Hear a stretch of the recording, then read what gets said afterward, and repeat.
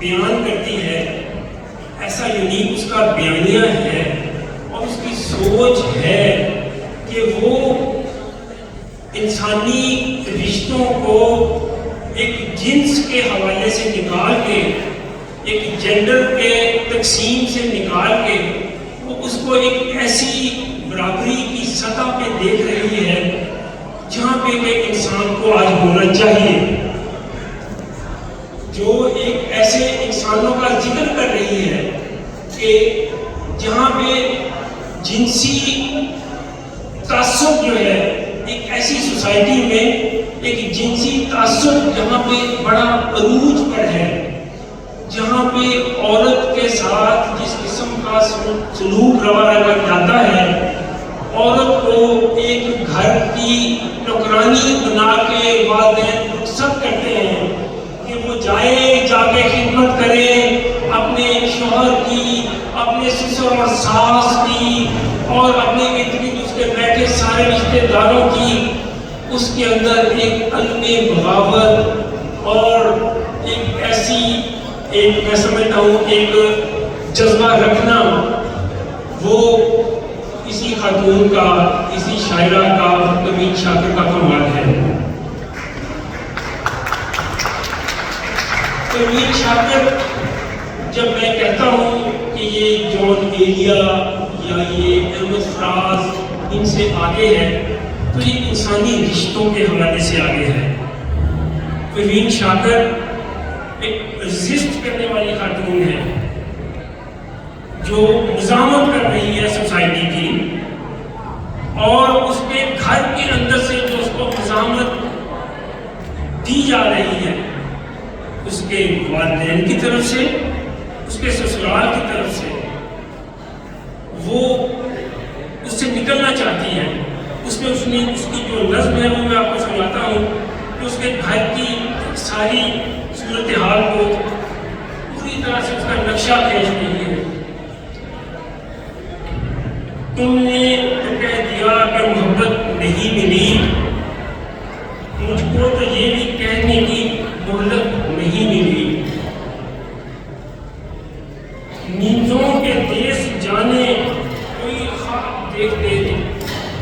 نیندوں کے دیس جانے کوئی خواب دیکھتے، لیکن دیا جلانے کی فرصت نہیں ملی۔ تجھ کو تو خیر شہر کے لوگوں کا خوف تھا، اور مجھ کو اپنے گھر سے اجازت نہیں ملی۔ پھر اختلاف رائے کی صورت نکل پڑی، اپنے یہاں کسی سے بھی عادت نہیں ملی۔ بیزار یوں ہوئے کہ تیرے عہد میں ہمیں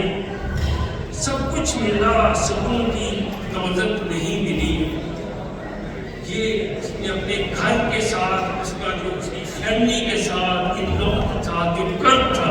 جو دکھ تھا، جو ایک اس کی دوری تھی، اس نے اس کا ذکر کیا۔ آج اگر ہم کہیں کہ یہ شاعرہ پروین شاکر زندہ ہوتی تو شاید اس کے بال سفید ہو چکے ہوتے، شاید یہ بہت بری کوئی شاعرہ دکھائی دیتی، یا شاید اس نے کوئی اور شادی کرنی ہوتی، کسی گھر میں بیٹھی ہوتی، کسی شاید کوئی اچھی وفادار بیوی بن کے زندگی گزار رہی ہوتی۔ کیا کہا جا سکتا ہے، کیا ہوتا ہے؟ ہو سکتا ہے کہ وہ کوئی ایسی انقلابی شاعرہ بن گئی ہوتی جس نے سوسائٹی کو بدلنے کا عہد کر دیا ہوتا، کہ جیسے فیض نے کہا تھا